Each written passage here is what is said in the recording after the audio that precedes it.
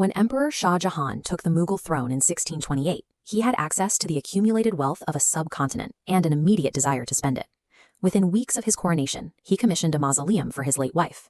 That project took 22 years and the labor of 20,000 artisans to complete. Today, the Taj Mahal is widely understood as a high watermark of imperial spending, a structure so lavish it drained the imperial treasury. But this chart shows the estimated 17th century cost of the Taj Mahal compared against a second project Shah Jahan commissioned at the exact same time. The building was actually the budget item. Breaking down the materials of that second project explains the gap. Shah Jahan drew from 7 generations of conquest to construct a royal seat containing 1,150 kilograms of solid gold and 230 kilograms of precious gemstones.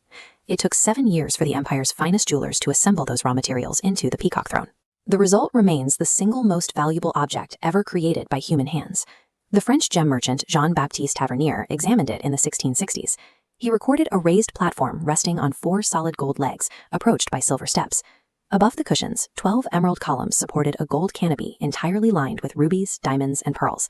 Perched at the very top were the golden peacocks that gave the throne its name. Set directly into the head of one of those birds was an extraordinarily clear 186-carat diamond known as the Koh-i-Noor. This wasn't hidden away in a vault. Shah Jahan placed it right here in the Hall of Private Audience at the Red Fort in Delhi. To visiting ambassadors, it communicated a specific theological claim. The emperor sitting beneath that jeweled canopy was the literal axis connecting heaven and earth. Today, the Taj Mahal stands in flawless condition. The Peacock Throne, built by the same man in the same decade with twice the budget, is gone. Vanishing an object worth billions of dollars requires a very specific mechanical process. Fast forward 100 years to 1739.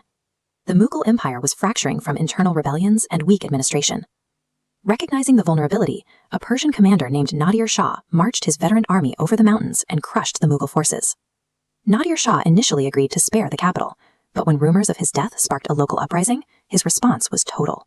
His troops systematically executed tens of thousands of Delhi residents in a single morning. With the population traumatized, the Persian army spent the next 58 days stripping the city.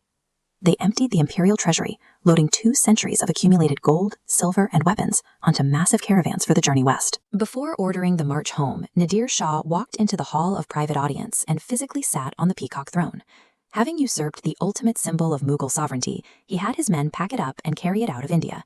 But the invasion itself didn't destroy the masterpiece. The throne survived the grueling trek across the steppe entirely intact. Its actual erasure happened because of the politics of the empire it arrived in. Back in Persia, Nadir Shah displayed the throne in his palaces at Isfahan and Mashhad. However, his final years were consumed by extreme paranoia.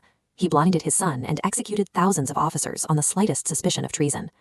In the summer of 1747, a group of his own bodyguards walked into his tent and assassinated him. Without his terrifying personal authority, his vast empire immediately collapsed into warring rival factions. The Peacock Throne was caught in the dead center of this sudden power vacuum. Generals fighting for control of the fractured state needed hard currency to pay their soldiers, and the throne was sitting right there. It was meticulously dismantled. The enormous golden frame was chopped into pieces, fed into crucibles, and melted down into untraceable ingots. Craftsmen pried out the 230 kilograms of emeralds, rubies, and pearls to be traded across borders. The most expensive object on Earth didn't slip into a secret vault. Its sheer, concentrated physical value guaranteed that, the moment the rule of law failed, human greed would completely cannibalize it. The gold was scattered to the winds, but the throne's individual parts had their own futures. The Koh-i-Noor diamond, the 186-carat stone pulled from the golden peacock's head, was slipped away by an Afghan general in the chaos. For the next century, that specific diamond operated as a roaming prize of conquest.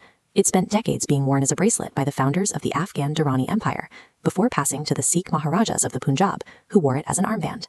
Then, in 1849, the British East India Company annexed the Kingdom of Punjab. The resulting treaty legally required the stone to be surrendered to Queen Victoria. Today, you can find the center of Shah Jahan's throne sitting in a glass case in the Tower of London. It is currently mounted in the crown of Queen Mary, having successfully outlasted every single empire that previously owned it. And because it survived the crucibles of 1747, this one stolen fragment is now the subject of an ongoing diplomatic dispute, with India, Pakistan, Iran, and Afghanistan all demanding the British government return it. Walk into the Hall of Private Audience today, and you will find an empty marble floor. The silver steps are gone. The jeweled columns and the golden peacocks are gone. The only thing left is a Persian inscription carved into the walls of the room, reading, "If there is a paradise on earth, it is this, it is this, it is this."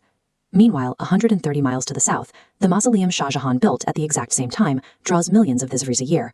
The contrast reveals a stark historical rule. Monumental architecture survives time and invasion, primarily because marble is too heavy to carry away.